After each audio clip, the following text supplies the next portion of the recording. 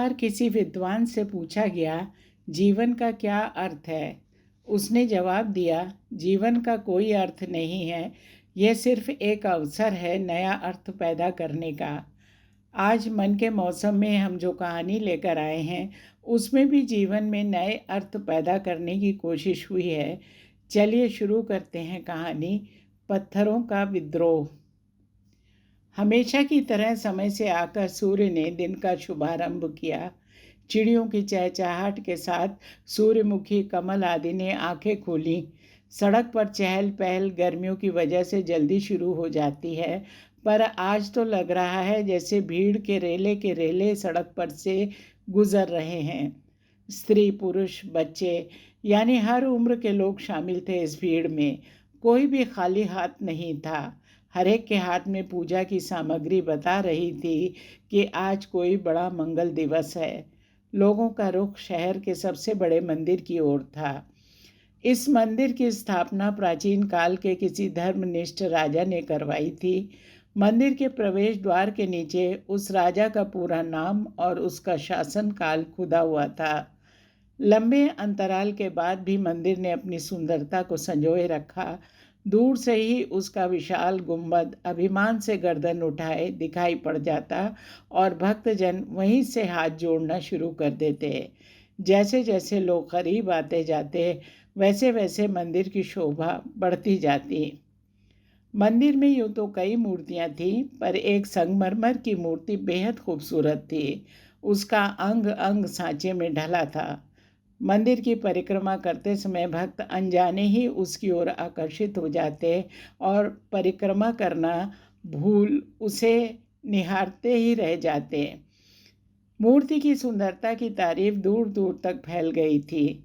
बाहर से आए पर्यटक मंदिर से अधिक उस मूर्ति के दर्शनों को लालायित रहते। अपने सौंदर्य का इतना आदर होते देख मूर्ति गर्व से भर उठी।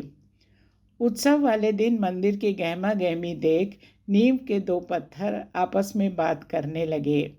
एक ने कहा, अजी सुनते हो, आज तो अपना मंदिर खूब फब रहा है।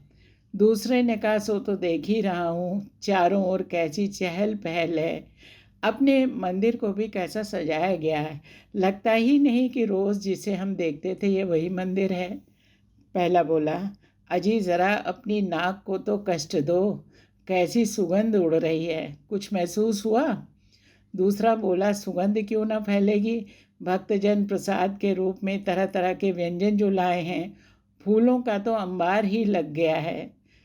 तभी पहले पत्थर ने दूसरे को हिलाया, उधर तो देखो, उस संगमरमर वाली मूर्ति पर ही सबसे ज़्यादा प्रसाद पुष्प चढ़ रहे हैं।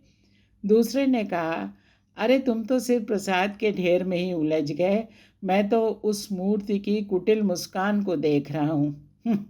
कैसी गर्व भरी मुस्कान है, जैसे हमारा मजाक उड़ा रही हो।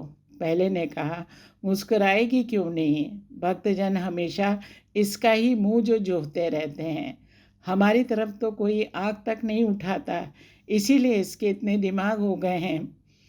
इन दोनों की बातें सुनकर आसपास के कुछ और पत्थरों ने भी उधर कान दिए। उनमें से एक बोला, ये मूर्ति तो मंदिर पर अपना एकाधिकार समझने लगी है, हम सबको तो दास समझती है, दास।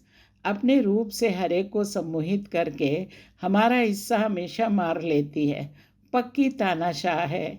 कुछ पत्थर चिल्ला उठे, ये शोषण नहीं चलेगा, ये तानाशाही नहीं चलेगी। पत्थरों की भीड़ में से एक बुजुर्ग पत्थर बोला, यूं नारेबाजी से काम नहीं चलेगा, हमें मिलकर अनुशासित ढंग से अपनी शक्ति को संगठित करना होगा, तभी हम इस शोषण के खिलाफ आंदोलन छेड़ सकेंगे। भीड़ में से एक बोला, अरे ये अपने को समझती क्या है, खुद भी तो पत्थर का टुकड़ा भरी थी, ज़रा तराश संवार दिया गया तो अपनी हैसियत ही भूल गई। अरे हमें कोई संवारने वाला होता तो इसका रूप हमारे आगे पानी भरता। भीड़ के शोर से मूर्ति का ध्यान उनकी बातचीत पर गया।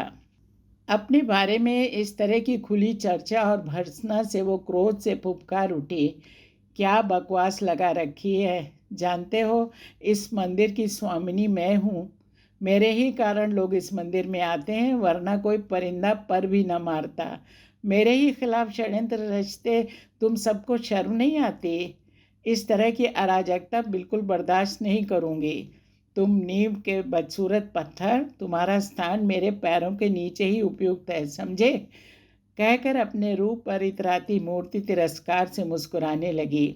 इस अपमान से नींव के सभी पत्थर क्रोध से भर उठे।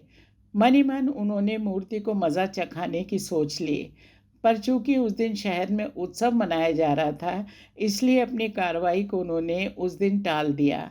आपस में वे आगे के अभियान के विषय में विचार विमर्श करने लगे।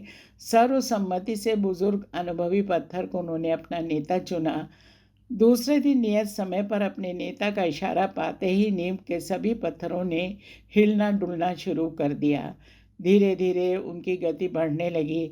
ऐसा लगा मानो भूकंप आ गया हो। पुजारी तथा मंदिर के अन्य कर्मचारी भयभीत होकर एक दूसरे से टकराते बाहर निकलने का रास्ता ढूंढ रहे थे। इधर मूर्ति का संतुलन भी बिगड़ गया। कभी इधर तो कभी उधर वो लुढ़क रही थी। बराबर वो अपने पैरों को स्थिर रखना चाहती, पर लग रहा था अधिक देर खड़ी नहीं रह सकेगी।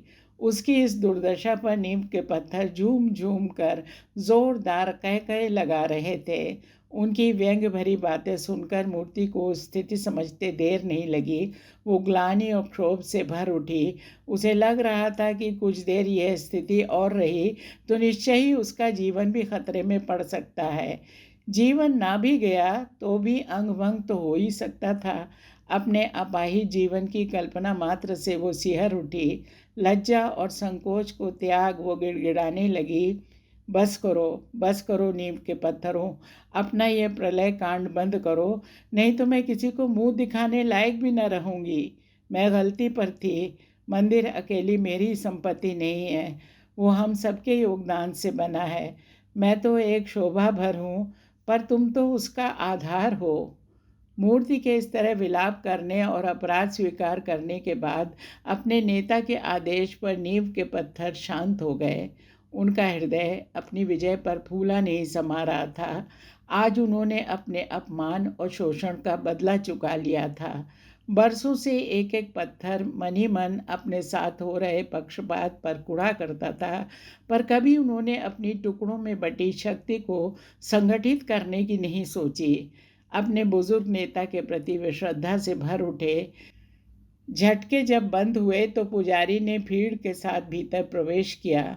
सबने बड़े आश्चर्य से देखा कि संगमरमर की मूर्ति का सदा उन्नत रहने वाला मस्तक झुका हुआ था। आखिरकार नीम के पत्थरों की इस जीत से इतना तो पता चल ही गया कि कभी समय की अनदेखी नहीं करनी चाहिए। ये किसी का भी जीवन बदल सकता है।